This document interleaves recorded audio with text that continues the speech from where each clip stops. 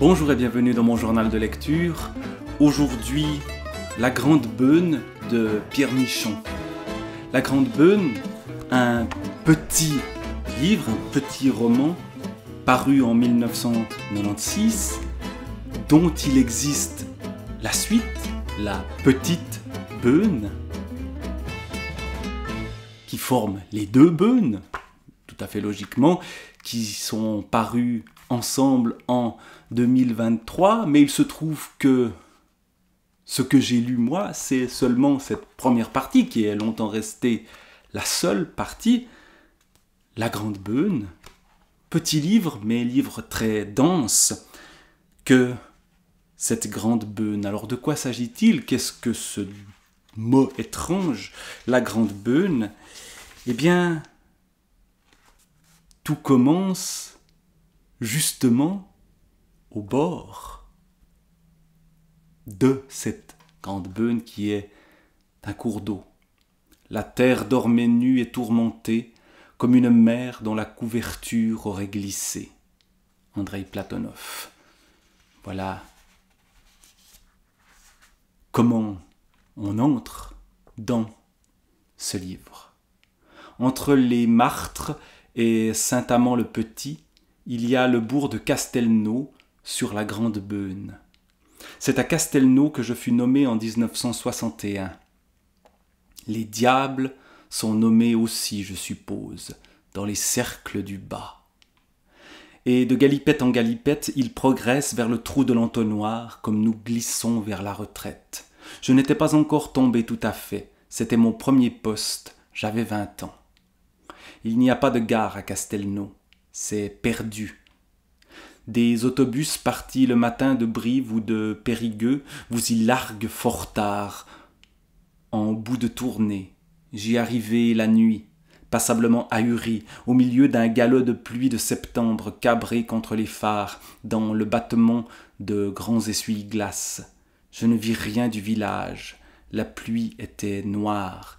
Je pris pension chez Hélène, qui est l'unique hôtel sur la lèvre de la falaise en bas de quoi coule la Beune, la grande. Je ne vis pas davantage la Beune ce soir-là, mais par la fenêtre de ma chambre, me penchant sur du noir plus opaque, je devinai derrière l'auberge un trou. On descendait par 3 marches à la salle commune. Elle était enduite de ce badigeon sang de bœuf qu'on appelait naguère rouge antique. Ça sentait le salpêtre. Quelques buveurs assis parlaient haut entre les silences de coups de fusil et de pêche à la ligne. Ils bougeaient dans un peu de lumière qui leur faisait des ombres sur les murs. Vous leviez les yeux et au-dessus du comptoir, un renard empaillé vous contemplait, sa tête aiguë violemment tournée vers vous, mais son corps comme courant le long du mur, fuyant. La nuit, l'œil de la bête, les murs rouges, le parler rude de ces gens, leurs propos archaïques, tout me transporta dans un passé indéfini qui ne me donna pas de plaisir, mais un vague effroi qui s'ajoutait à celui de devoir bientôt affronter des élèves. Ce passé me parut mon avenir. Ces pêcheurs louches, des passeurs qui m'embarquaient sur le méchant rafiot de la vie adulte et qui au milieu de l'eau allaient me détrousser et me jeter par le fond, ricanant dans le noir, dans leurs barbes sans âge et leurs mauvais patois. Puis, accroupis au bord de l'eau, sans un mot, ils écaillaient de grands poissons. Les eaux confuses de septembre frappaient au carreau. Hélène était vieille et massive comme la Sibylle de Cumes, comme elle réfléchit, et de même attifée de belles guenilles coiffées d'un fichu roulé. Son gros bras à la manche relevée essuyait la table devant moi. Ses gestes humbles rayonnaient d'orgueil, d'une joie silencieuse. Je me demandais quelle aventure l'avait mise à la tête de cette taverne rouge, sur quoi régnait au-dessus d'elle un renard. On entre tout de suite dans une ambiance, cette ambiance d'une campagne arriérée, profonde, assez inquiétante, avec ces êtres mystérieux, antiques, la Sibylle de Cumes, Hélène, le prénom n'est pas choisi par hasard, même si c'est une vieille et massive, comme la Sibylle de Cumes, ici. Mais ce n'est pas Hélène qui va fasciner le personnage principal, le narrateur de cette histoire-là, cet instituteur qui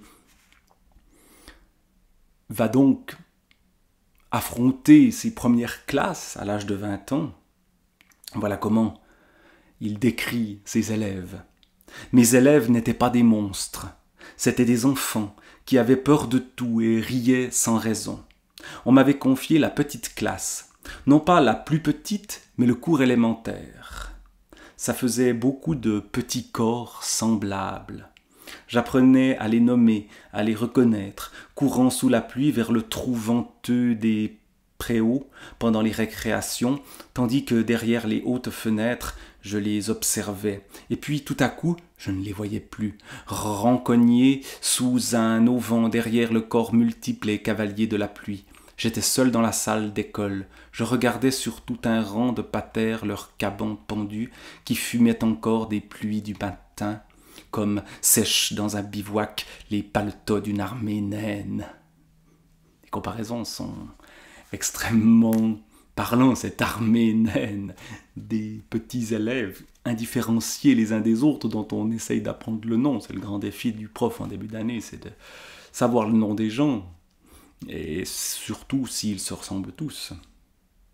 Je nommais ainsi ces petites défroques, je les attribuais avec un peu d'émoi. Et bien sûr, il y avait au mur de grands tableaux avec des lettres, des syllabes, des mots et des phrases flanqués de dessins, de coloriages, toute l'imagerie naïve qui flatte les esprits enfantins, les fers et leur fourgue des conjugaisons qui font pleurer sous le leurre de garçonnets obèses, qui font rire de fillettes à nattes et de petits lapins. Il y a aussi une ironie dans cette description de l'école, du cours élémentaire, qu'il découvre et qu'il regarde avec un air un peu distant. Les enfants bougent les pieds quand ils pensent, quand ils pleurent. Je voyais sous les tables la trace de cette danse appliquée, triste, un peu de boue en rond, et de gros pâtés sur le bois blanc témoignaient du même rythme, de la même piété. Oui, cela m'émouvait, c'est que je n'en étais pas si loin avec mes 20 ans. Surtout je m'en éloignais, je n'y étais plus. Et il n'y est effectivement plus, ce n'est plus un enfant, et il va se passer quelque chose, il va rencontrer la buraliste du bureau de tabac, une femme qui va le fasciner. Et l'histoire de la Grande Beune, au fond, c'est cette fascination-là, c'est cette femme qui va complètement prendre sous son emprise le narrateur, le désir charnel évidemment qui naît chez lui pour cette femme pourtant inaccessible, qui ne semble accessible qu'à un autre personnage, un personnage surnommé Jean le Pêcheur. Et puis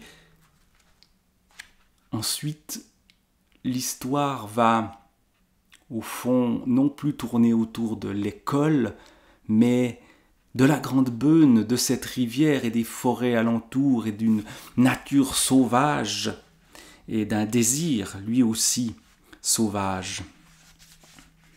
Arrive l'automne, puis arrivera l'hiver. Début du chapitre 3. À la fin de novembre, le temps changea. Les eaux se prirent. Les champs inondés gelèrent. Des touffes de joncs cuites sortaient toutes droites de l'étendue.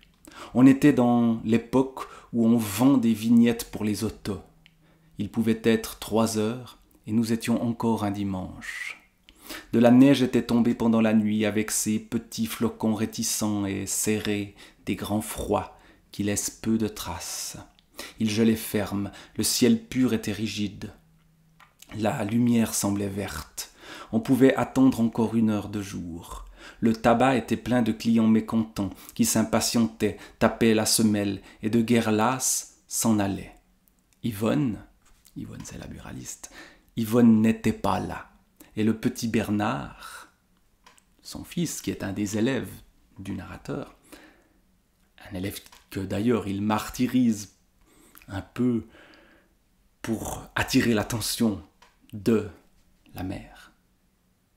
Yvonne n'était pas là et le petit Bernard, qui gardait la boutique, comme souvent il arrivait, s'il savait vendre journaux et cigarettes, n'aurait su faire les opérations compliquées qui accompagnent la délivrance des vignettes. Je sortis en coup de vent de la boutique. Je ne sais quel pressentiment étranglé me fit prendre à fond de train la route des Martres. Sous les âcres noyers, je me retenais pour ne pas courir. Le froid pur m'aiguisait, le monde était un nylon glacé, un fabuleux après, sous quoi palpitait je ne savais où une chair bouillante qu'il me fallait saisir, dont il me fallait brûler. Je voulais le soulever et qu'il crissât. Mes oreilles bourdonnaient, je n'étais plus à moi. Il y a une longue ligne droite après la sortie du bourg, plus loin que les noyers, avant les bois, tout entouré de grands champs.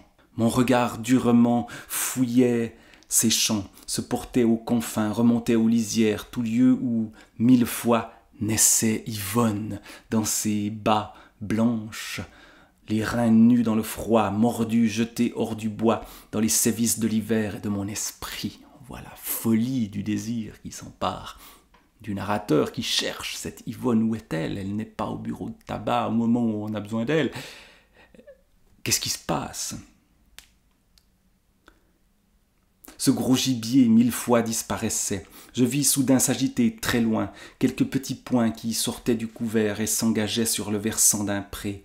Se rapprochant, ils me laissèrent deviner la tache rouge d'un bonnet qui dansait doucement au hasard du terrain. Et autour de celui-ci, d'autres bonnets, des capuchons, d'autres jambes qui venaient hardiment, 4 ou 5 bonshommes résolus mais étriqués, comme de vieux petits nains. On retrouve les petits nains, mais vieillis, mais vieux. Ces nains portaient quelque chose. Qui sont-ils, ces nains? L'armée de petits nains, mais de vieux petits nains cette fois. Ils poursuivaient leur chemin le long du pré vers la route, sans s'écarter de la lèvre brune de l'orée aux arbres cuits. Il arrivait à Yvonne aussi de prendre eau chaussée à travers pré dans ses périples énigmatiques. Et les nains sans doute annoncent la reine. Ils tournent autour d'elle sans réfléchir davantage, j'enjambai la haie et marchai à leur rencontre. On a l'impression d'être dans une sorte de conte de fées. Les nains, la reine, Blanche-Neige, en plus il a neigé, dans cette atmosphère archaïque aussi d'un conte, mais un peu inquiétant. Que font ces nains? Qui sont-ils? C'étaient des enfants de l'école, de ceux qui habitaient la commune des Martres, ainsi que je le reconnus alors qu'ils étaient encore loin. Ce que 2 d'entre eux portaient sur un bâton pesant à leur épaule me surprit fort, et d'abord j'en doutai. Mais non, c'était bien un renard, suspendu par les pattes à la mode ancienne ou sauvage, et on ne savait pourquoi, par ce moyen, transporté à travers le froid. La bête était évidemment morte, la grosse touffe abandonnée de sa queue balayait les pieds des enfants, pesamment rousses sous le ciel vert. Je pressai encore le pas. Ce trophée d'un autre âge que des chasseurs nabots apportaient vers moi, l'offrande qu'ils m'allaient en faire, cette fine bête carnassière livrée à des mouflets de l'arrière-campagne, le bonnet rouge vif, les capuchons vieillots, l'affairement borné des porteurs et les danses sottes des autres qui gambadaient autour, tout cela décupla ma scélératesse, la fêla, l'affûta du malaise, sans quoi elle était défectueuse. J'étais dans un fabliau obscène. Une cognée invisible à tour de bras ébranlait un arbre. Les bois s'emplirent du cri lamentable des loups se gorgeant d'une belle victime qui vous est chère. Ce bâton en travers d'épaule me parut propre à d'autres proies. J'y crus voir garrotter sous des nylons froids que la posture troussait, au lieu du poil roux, celui tout noir et cru, moussant aux cuisses épaisses de cette garce.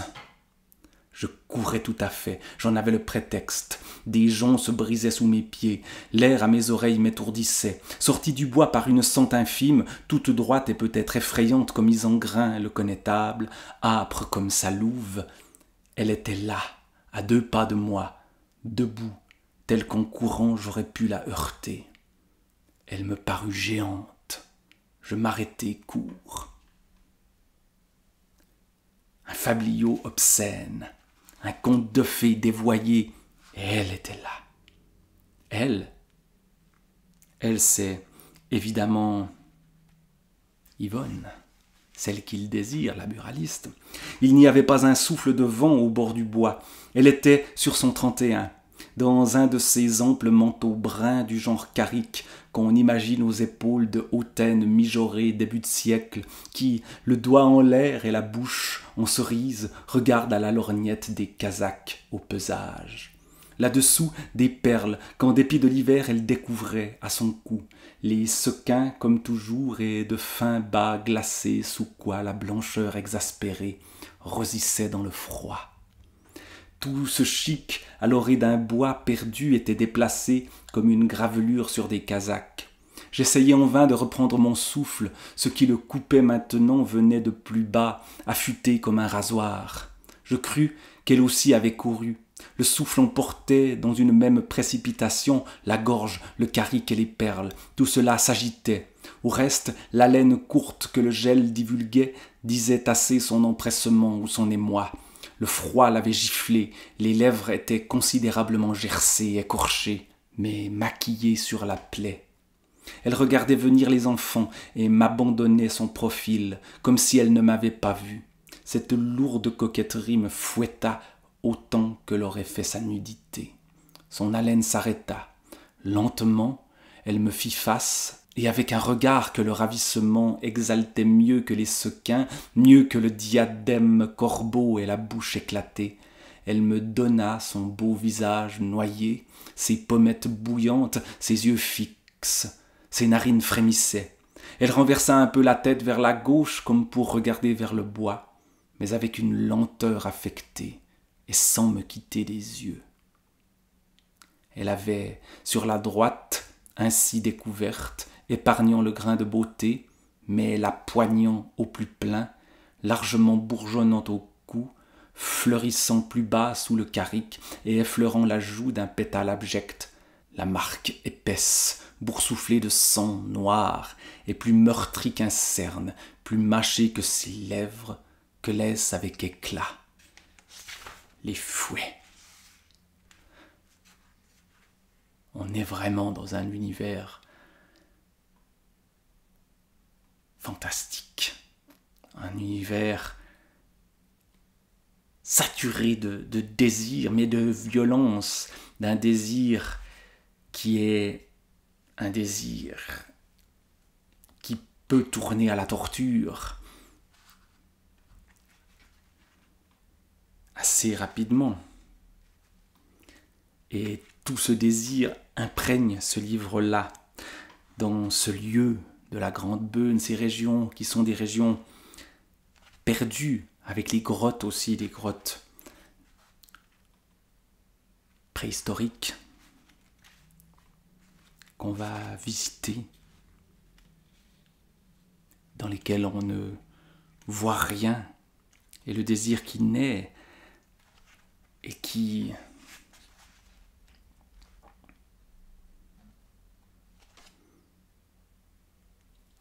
semble occuper complètement les lieux. Cette grande beune, dans ce style flamboyant de Pierre Michon, c'est une lecture totalement exaltante. On est soi-même pris par un souffle assez impressionnant sur peu de pages, sur même pas 80 pages, on a tout un monde qui apparaît. Alors qu'est-ce que la petite beune? Que se passe-t-il à côté, ailleurs, tout près? On a bien envie, après avoir lu La Grande Beune, d'aller explorer les alentours. Pierre Michon.